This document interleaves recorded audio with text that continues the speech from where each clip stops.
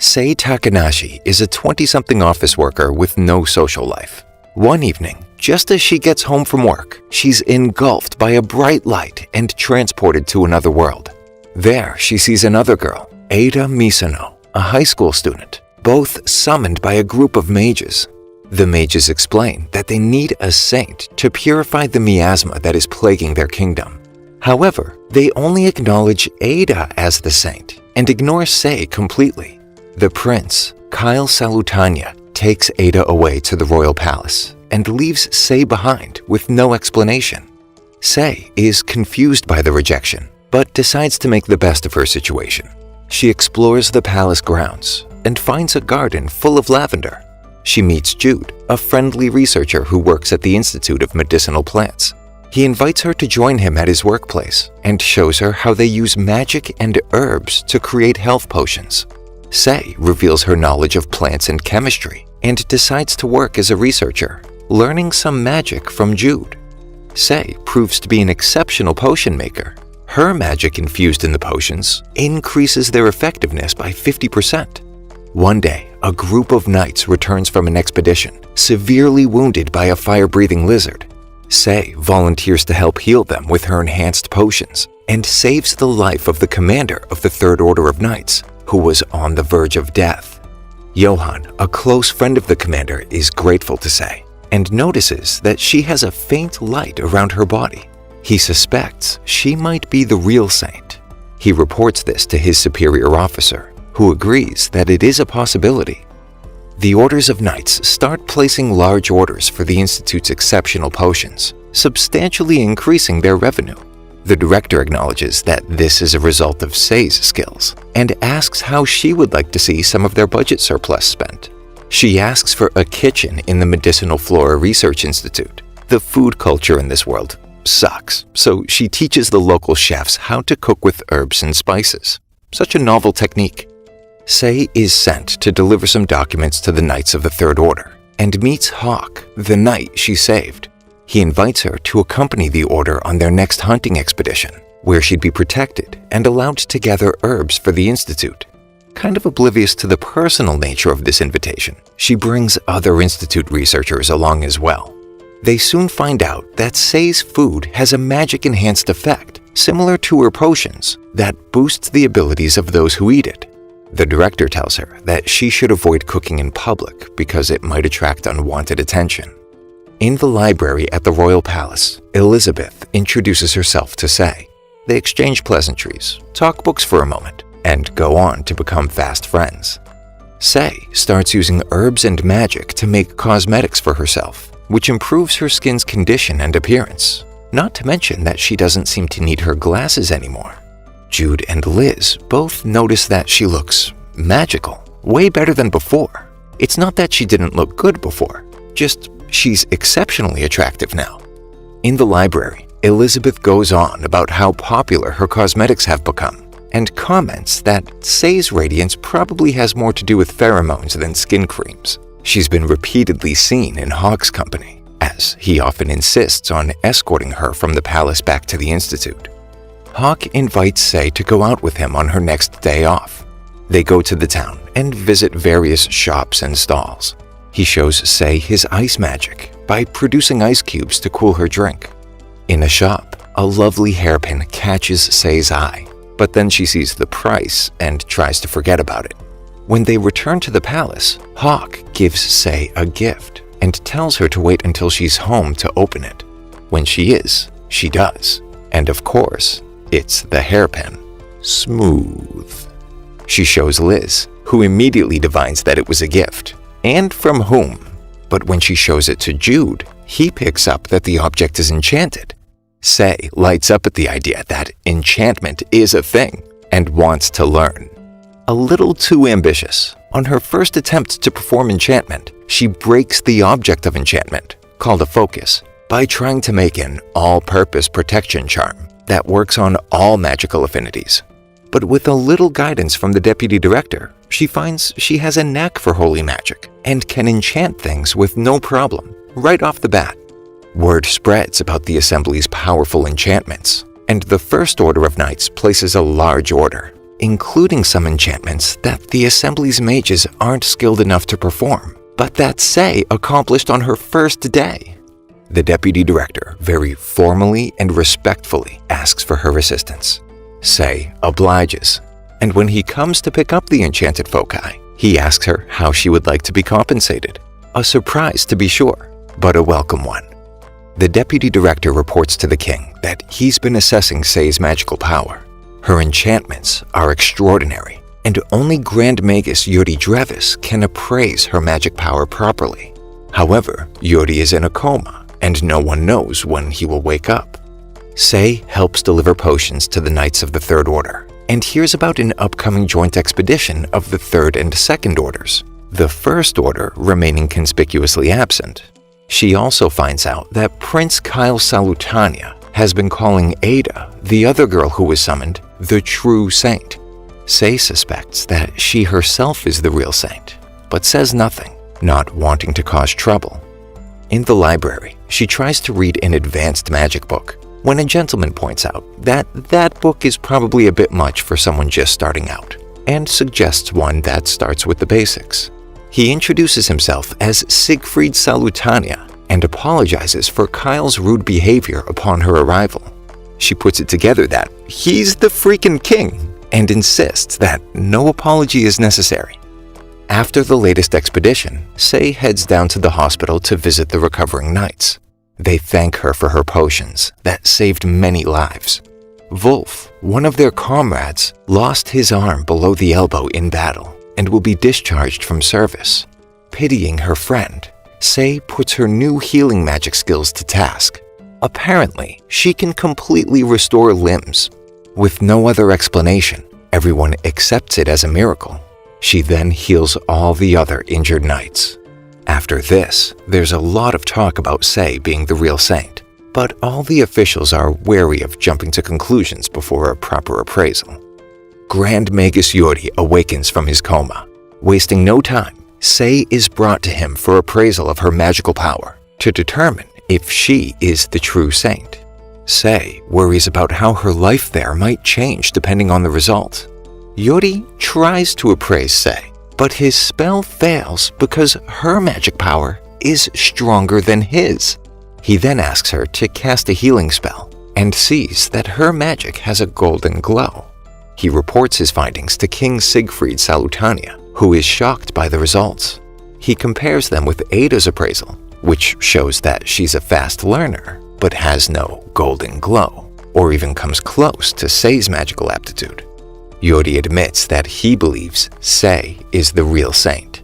Sei receives an invitation to the palace for an audience with the king. She accepts.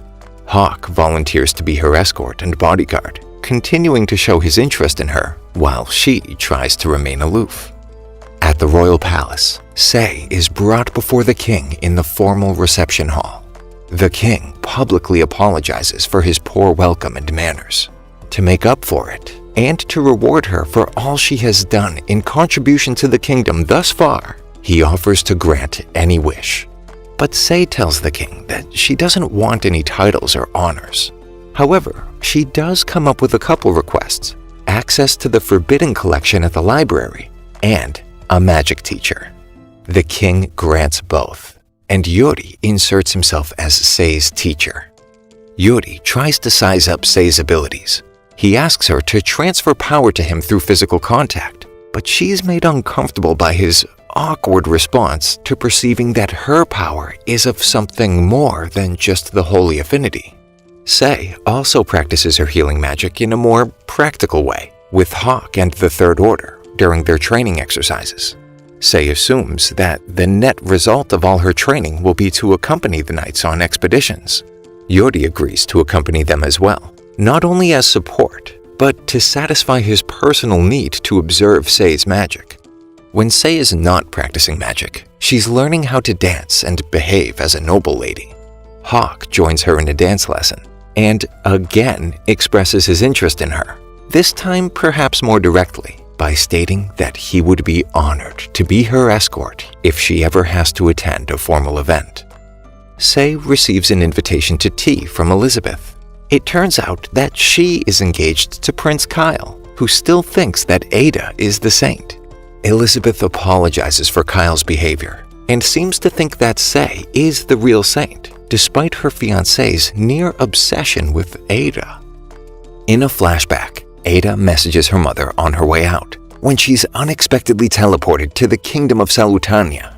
She learns about the situation of the kingdom from Kyle's attendant, Damien, and realizes she can never return home. Struggling with her new life, Prince Kyle promises to protect her. Ada accompanies Kyle to the marketplace, where she starts picking up on the fact that Kyle, though respected, doesn't seem to be well liked.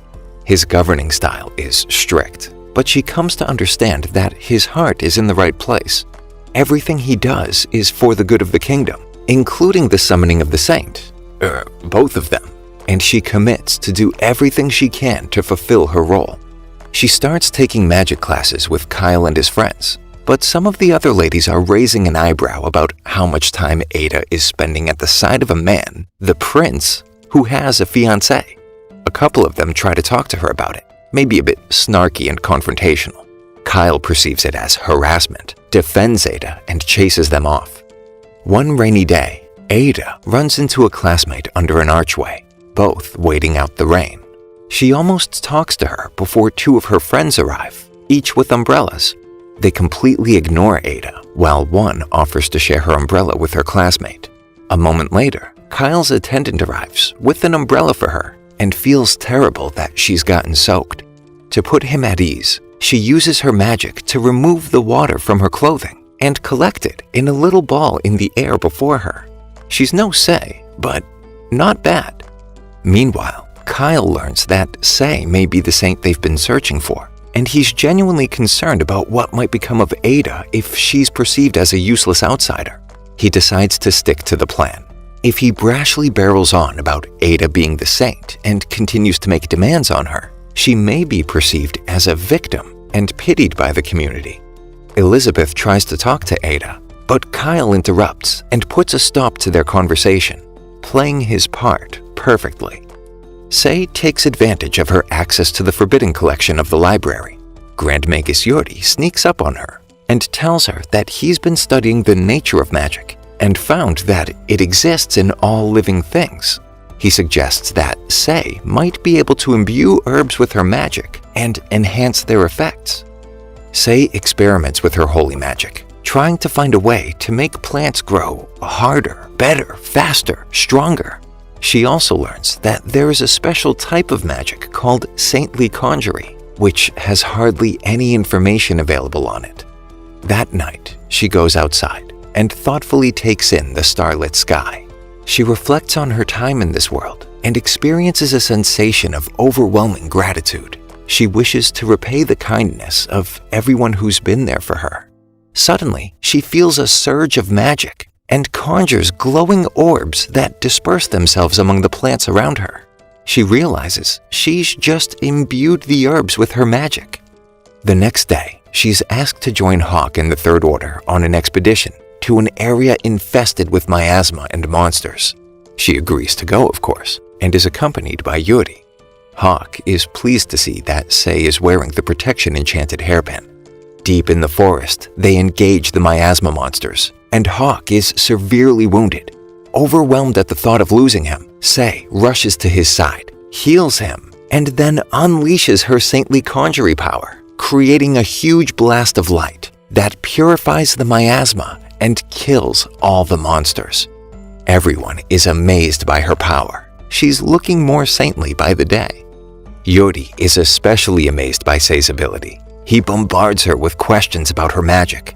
Hawk intervenes, enough to signal to Yori to leave her alone. He then thanks Sei for saving his life and the lives of the others. On the palace grounds, Sei happens upon Kyle and Elizabeth arguing about his strange fixation on Ada. Kyle claims that it's his duty to protect her because he is responsible for her being summoned in the first place. Elizabeth goes on to point out the impropriety of his spending so much time with a woman who's not his fiancée, and that in the long run it'll be bad for Ada. Not to mention the inconsistency of his argument. He doesn't show any consideration whatsoever for Sei, who he is also responsible for summoning. Kyle then directly says that Sei is not the saint. Sei tries to avoid getting involved in the argument, but the folks around her notice her and start murmuring, which gets Kyle's attention. He pretends not to recognize her at first, again playing the part of complete tool perfectly. Addressing Liz, Sei respectfully suggests that their discussion might be better held in private. Kyle, outraged that Sei had even opened her mouth, raises a hand against her, but Hawk, out of nowhere, grabs him by the wrist. Before things can escalate, King Siegfried Salutania arrives and scolds Kyle for his rude behavior. Siegfried reveals that he knows that Sei is the true saint, based on Yuri's assessment as well as her deeds, and then asks what Ada has accomplished. Siegfried tells Kyle that he's been deceived by his own wishful thinking and that he has hurt both Ada and Elizabeth with his actions. He orders Kyle and Elizabeth to follow him to continue their conversation in private. In private, with Elizabeth and King Siegfried, Kyle seems to have revealed all. He admits that he too believes Sei is the real saint and assumes all responsibility for the confusion and dissonance he's sown, ready to accept any punishment. But he rather nobly requests that Ada be given free rein to live out her days as she sees fit. King Siegfried agrees, and then sentences Kyle to house arrest, along with his associates. The king then charges Ada's care to second Prince Reign and invites Elizabeth to assist him, if she's inclined. She is.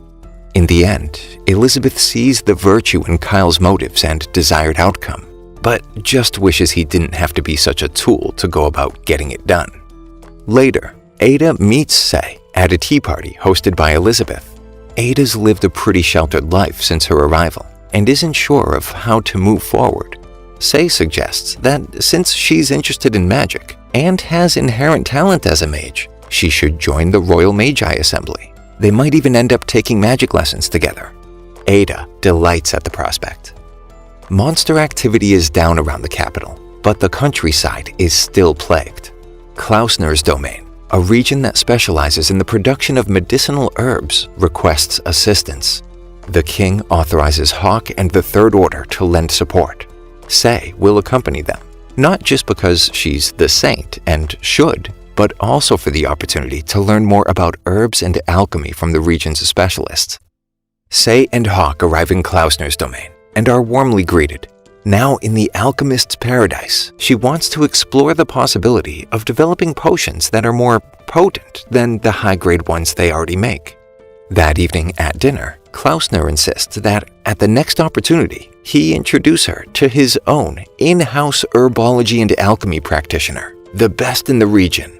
Sei would absolutely love that. After dinner, Hawk informs her that he and the knights will be surveying the area around the city for a few days before they embark on their first excursion, leaving Sei with some time to go about her own business. The next day, Klausner himself escorts Sei to introduce her to Corina, who is overjoyed to meet the saint. Sei stays to assist with making potions and meets Leonard, a mercenary whose physique gets her attention, but his disposition, though fun, is no Hawk. Corina is also the keeper of an important book, a diary, kept secret waiting for another saint to come along. It's clear to her that Sei must read it. She discovers that the diary's writer was a saint who, during a time of famine, while praying for her ailing younger brother, she somehow summoned the power to restore the lands of Klausner's domain. The mercenaries return. Many of them are wounded, and Sei assists with her healing magic. Leonard appreciates it, but points out that the knights are worse off than they are. Sei casts Area Heal to finish up with the mercenaries and runs to the knights. She finds Hawk, unconscious, surrounded by soldiers. She fears him dead or near death, and her saintly conjuring is activated. Turns out he was more or less all right, but it was a learning moment. It dawns on her that how she feels about him is the key to accessing her unique power. The Magus is annoyed that he was left behind in the royal capital, while Hawk and his knights and Sei are off having an adventure in the countryside. Like an angry teenager, his annoyance manifests as total negligence of the duties of his office. Deputy Director Earhart tries to run him down to get him to perform said duties, when Yuri sees Ada among a small group of new students having an orientation. He interrupts the group and steals her away. He can do such things. He is the Grand Magus after all.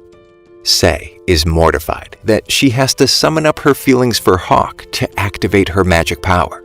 But the upside is, she now knows what she has to do. She still needs to practice more control though, and goes back to see Korina for help. During her exercises, Leo shows up and tries to recruit Sei into his group of mercenaries as a healer. Hawk, again out of nowhere, kinda jealously intervenes, informing Leo that she's with them from the capital. Leo puts it together that she's the saint and backs off. Afterwards, Hawk informs her that the scouting is complete and they will soon start proper expeditions, and Sei should be prepared to accompany them. She still hesitates to confess her feelings for him and is in no way ready to reveal what she has to do to summon her magic. Leo and the mercenaries team up with the knights in the forest for the expedition. Soon, a member of the party finds traces of slimes, a type of monster that is resistant to physical attacks and can only be killed with magic. As they continue toward the miasma swamp, they encounter more and more evidence of slimes, until they are surrounded by them, and the slimes launch an attack. They defend themselves reasonably well, but the slimes just keep on coming. Then, many slimes seem to have joined forces and amassed into a super slime, which no one is quite sure what to do about. And suddenly, a massive fire magic attack puts a quick end to it. Yuri and Ada are on the job. They greet their friends and facilitate the expedition party's escape back to town, unfortunately incinerating a large chunk of the forest in the process. Back in town, Sei gets some more practice in with Korina, who is progressively increasing the challenge of Sei's exercises. Yuri is astonished at Sei's newfound control of Saint's conjuring, and Hawk plans their next expedition. Yuri and Ada will be with them. Both Sei and Leo express their concern about the welfare of the forest, having Yuri's fire magic along. Yuri agrees to be mindful of this. Deep in the forest, things are getting hairier than last time, but the attackers attack and the healers heal, and they make their way to the miasma swamp. The sheer volume of aggressive monsters refocuses the plan. Now it's about doing everything they can to hold them off so Sei can use her Saint's conjuring to purify the swamp. Yuri does what he can to keep Sei on task, but she gets distracted by Hawk, who takes a slime attack. Hawk's then distracted by Sei being distracted, and another monster seems poised to finish him off. Yuri feels he has no other choice and makes the executive decision to light the freaking place up, which gives everyone a chance to get back on track. An injured but still active Hawk joins Sei at her side and defends her as she performs the purification. Mission accomplished, the party makes camp for the night and gets some well-deserved rest. In the light of the following day, the damage to the forest is painful to witness, most so for Leonard. Sei, ever more confident in her abilities, and with the support of direct contact with Hawk, casts her blessing and restores the forest to its former vitality and beauty. The good people of Klausner's domain are amazed and grateful for Sei's service. The Third Order and company head back to the capital. Overlooking their homeland, Sei whispers into Hawk's ear, the Saint's magic power is